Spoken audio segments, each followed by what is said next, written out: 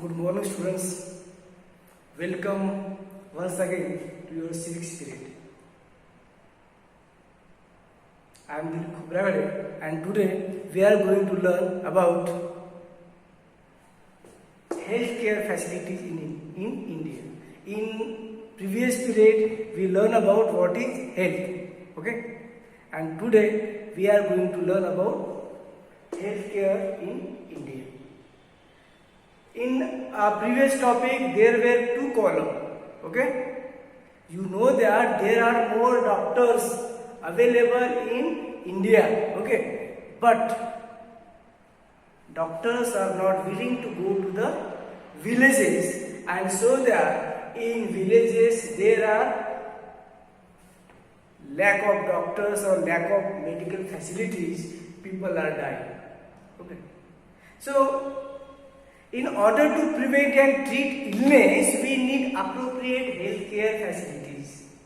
Okay?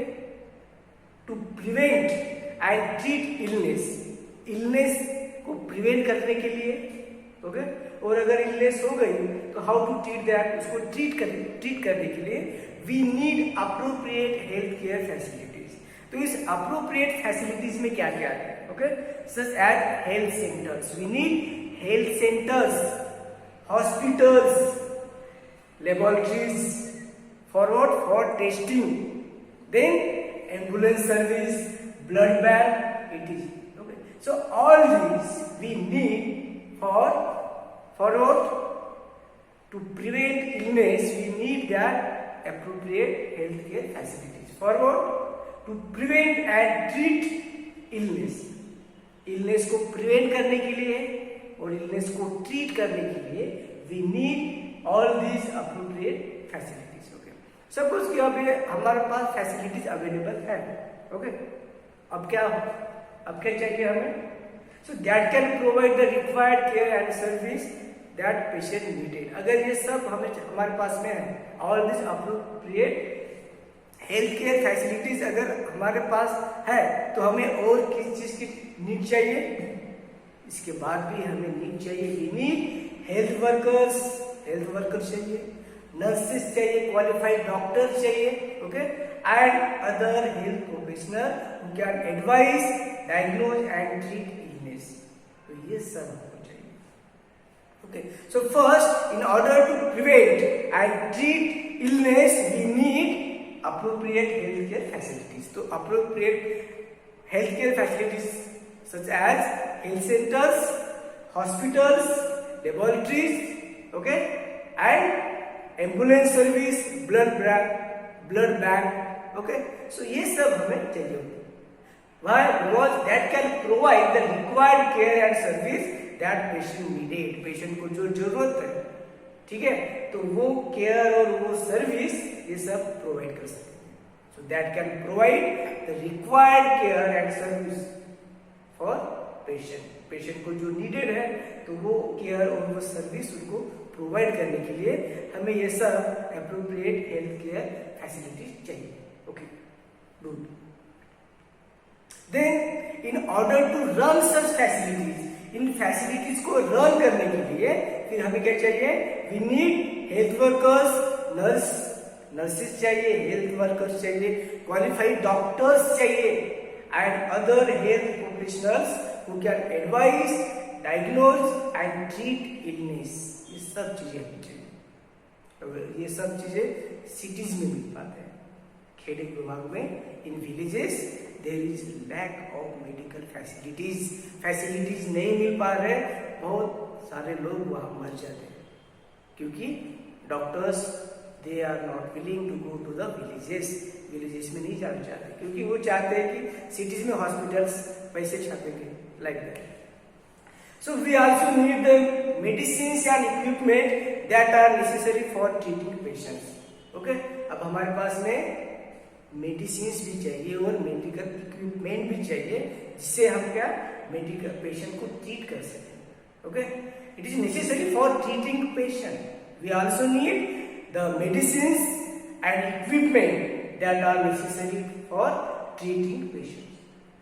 So these facilities are required to take care of us. So हम सब हम सब के लिए ये सब फैसिलिटीज चाहिए. It is required to take care of us. Okay, so India has a large number of doctors. आपने पहले भी देखा है कि इंडिया में बहुत सारे डॉक्टर्स हैं. ओके, क्लिनिक्स या हॉस्पिटल्स, बहुत सारे क्लिनिक्स है, बहुत सारे हॉस्पिटल्स है. India has a large numbers of doctors, clinic and hospitals. Okay. The country also has considerable experience and knowledge in running a public healthcare system. Public health care system को run करने के लिए जो knowledge चाहिए, जो experience चाहिए, वो भी हमारे पास है. Okay, this is a system of hospitals and health centres run by the government. तो ये सब जो है गवर्नमेंट जो रन करती है सिस्टम्स जो है, जैसे कि private hospitals. So it is run by the government. It has the ability to look after the health of a large section of its population scattered over hundreds of thousands of villages. तो बहुत सारे villages ऐसे जहाँ पे doctors नहीं पहुँच पाते, तो ऐसी जगह पे गवर्नमेंट फैसिलिटीज देती है. ओके, वहाँ पर सरकारी अस्पताल, ओके, या फिर नर्सेस वगैरह वहाँ गवर्नमेंट प्रोवाइड करती है. ओके, तो इस तरीके से हमने देखा है कि doctors are in a large number. बहुत सारे नंबर्स में डॉक्टर्स है. हमारे पास डॉक्टर्स की कमी नहीं है, मेडिकल फैसिलिटीज की कमी नहीं है, लेकिन फिर भी it is available only in cities, not in the villages. तो यहां तक आपने देख लिया. Okay, okay, so we will go into more detail on this later. इसके बाद में हम और डिटेल पढ़ेंगे. Moreover, there has been a phenomenal advancement in medical science, whereby many new technologies and treatment procedures are available in the country. बहुत सारे doctors available है, बहुत सारे क्लिनिक्स अवेलेबल है, बहुत सारे हॉस्पिटल्स अवेलेबल है. ओके, और एडवांसमेंट मेडिकल साइंस में हो चुका है. ठीक है, और new technologies also available in India. And treatment procedures, advance treatment procedures भी इंडिया में अवेलेबल है. Okay, but how were the second column. Okay, there were two column ना. First column it is about rural and another it is about urban. Okay, तो cities में तो doctors और ये medical facilities available है, but what about rural areas. तो सबसे minus point हमारा ये है कि रूरल एरियाज में, गांव खेड़े में ये कोई फैसिलिटीज अवेलेबल नहीं है. सो however the second column that points out how poor the health situation in our countries. हमारे इंडिया की जो हेल्थ सर्विस है वो कितनी पुअर है, ये हमें सेकंड कॉलम में पता चलता है. फर्स्ट कॉलम में हमको ये पता चला कि डॉक्टर्स की अवेलेबिलिटी है, बहुत सारे डॉक्टर्स है, मेडिकल फैसिलिटीज है. Okay, advancement in medical science है, न्यू टेक्नोलॉजीज है, क्लिनिक है. ठीक है, ट्रीटमेंट प्रोसीजर्स है, बहुत सारे. Okay, but it is only available in the cities. But in the second column it is given that, so that points out how poor the health situation in our country is. हमारे country की जो खराब health care service है उसके बारे में. With all the above positive developments, we are not able to provide proper healthcare facilities to people. ये सब जो है एक पॉजिटिव डेवलपमेंट है, but still we are not able to provide proper health care facilities to people. गरीब लोगों को ये सब नहीं पहुंच पाता, because they are living in the rural areas and doctors are not ready, they are not willing to go in the rural areas, and so that we are not able to provide proper healthcare facilities to people. This is the paradox. तो ये बहुत बड़ा paradox है, बहुत बड़ा विरोधाभास है कि डॉक्टर्स अवेलेबल है, इसके बावजूद भी गांव खेड़े में लोग विदाउट मेडिकल फैसिलिटीज से मर रहे हैं. So something that is contrary to what we Our country has the money, knowledge and people with experience, but cannot make the necessary healthcare available. और पैसा बहुत है, नॉलेज है, एक्सपीरियंस है, सब कुछ अवेलेबल है इंडिया में, but still we are not able to provide necessary healthcare service to all. Okay, so in this chapter we will look it's some of the reason for this. तो क्यों ऐसा हो रहा है ये हम देखेंगे। ओके, सो इसके बाद हम देखते हैं the story of Hakim Sheikh. The story of Hakim Sheikh. Hakim Sheikh की जो स्टोरी है उसमें हमें कुछ और भी मालूमात मिलेगी। Okay, it is very important story that it gives us the information about health care in India. The story of Hakim Sheikh.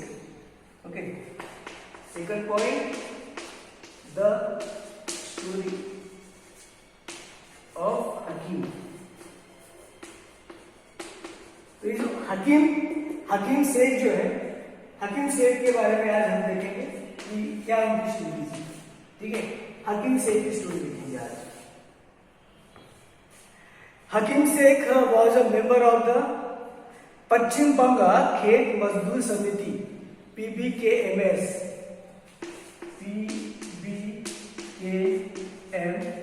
इससे पता चल रहा है पश्चिम बंगाल खेत। ओके, एक खेत मजदूर था, खेत मजदूर समिति। तो ये पश्चिम बंगाल खेत मजदूर समिति का एक मामूली सा मेंबर था।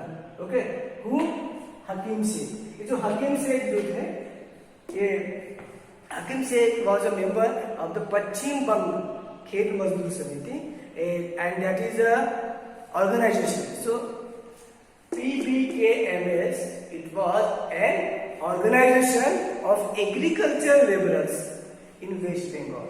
तो एग्रीकल्चर लेबर्स की जो ऑर्गेनाइजेशन थी उसके ये एक मेंबर्स थे। ओके, वन इवनिंग इन 1992 क्या हुआ था वो देखेंगे हम।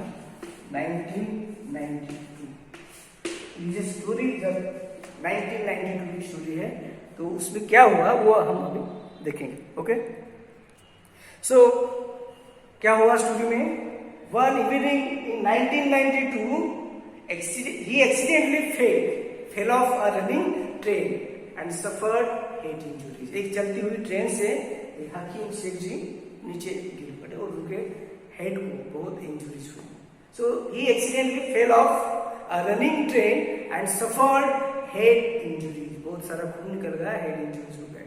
He was in a very serious condition and needed immediate treatment। उनको बहुत ही, जब चलती हुई स्पीड से ट्रेन जा रही है, वहां से आदमी गिरेगा तो सीरियस हेल्थ कंडीशन हो जाएगी। सो he need immediate treatment because he was very serious condition। He was taken to a government hospital। अब गरीब लोग हैं तो उनको गवर्नमेंट हॉस्पिटल में लेके जाना पड़ेगा। So he was taken to a government hospital in Kolkata, but they refused to admit. They refused to admit him because they did not have a spare bed। Bed ही नहीं था hospital में, तो उन्होंने मना कर दिया, no sorry we can't admit. Okay, another hospital did not have the facility or the specialized doctor necessary for his treatment। फिर वो दूसरे हॉस्पिटल में चले गए, but there was also same condition। Okay, in the other hospitals there did not have the facility नहीं थी। Okay, और the specialized doctor नहीं थी, so that was the problem। In this way he spent 40 hours in a critical state and was taken to 8 different government hospitals, but none of them admitted him। 14 hours तक वो 14 घंटे तक वो उसी critical condition में रहे। Okay, और इस दौरान उनको 8 डिफरेंट गवर्नमेंट हॉस्पिटल्स में लेके गए, but none of them admitted them. Okay, finally he was admitted in a private hospital where he received treatment, but for that he have to spend a lot of money on this treatment. आखिरकार में उनको एक private hospital में ही भर्ती करना पड़ा। Okay, and then he was admitted in a private hospital and where he received treatment। उनको ठीक से ट्रीटमेंट मिली, but he have to spend a lot of money on his treatment। बहुत सारा खर्चा हुआ है। आपको तो पता है कि प्राइवेट हॉस्पिटल में जाओ तो इतना बड़ा बिल बन जाता है। So he have to spend a lot of money for his treatment। After that, then angry and upset over the indifferent attitude of all the hospitals that refused to admit him, Hakim Sheikh and PBKMS filed a case in this court। फिर ठीक होने के बाद उन्होंने इन सभी hospitals पर जिन्होंने उनको एडमिट करने से रिफ्यूज कर दिया, ओके, उन पर उन्होंने केस कर दिया, okay. So BBKMS, okay, this was the organization. और हकीम से इन दोनों ने सारे हॉस्पिटल्स जिन्होंने उनको रिफ्यूज किया था उन पर केस कर दिया, okay. Now what do you think about that? अब आप ये सोचिए कि अगर आप जज होते तो आप क्या डिसीजन लेते, ये सोचिए आप अभी।